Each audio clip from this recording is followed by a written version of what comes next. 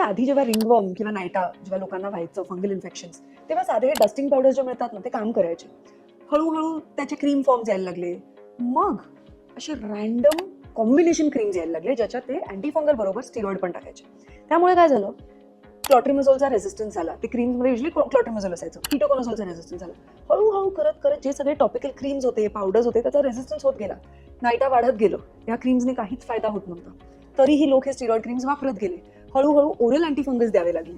आधी फ्लुकोनोझोल आलं, टर्बिनोफिन आलं, ट्रिझिओफाल्विन, सगळं रेझिस्टंट होत गेलं. आता आपण इट्रोकोनोझोल पर्यंत पोहोचलोय. ह्यावर आपल्याला जायचं नाहीये. सो हे जे स्टिरॉइड क्रीम्स आहेत, कॉम्बिनेशन स्टिरॉइड क्रीम्स आहेत, हे बंद केले पाहिजेत.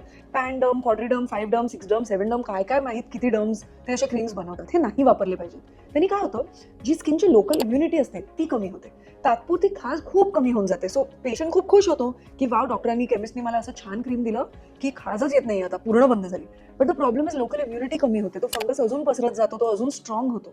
आणि जेव्हा तुम्ही नेक्स्ट टाइम ऍक्च्युअल अँटीफंगल्स वापराल त्याचा रेझिस्टन्स झालेला असतो. आणि आमच्यासाठी हे ट्रीट करणं खूप कठीण होत जातं. इंडियामध्ये हा एक एपिडेमिक झालेला आहे.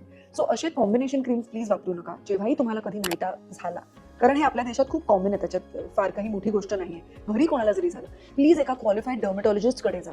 रॅन्डम डॉक्टर्सकडे जाऊ नका आणि व्यवस्थित ट्रीटमेंट घ्या.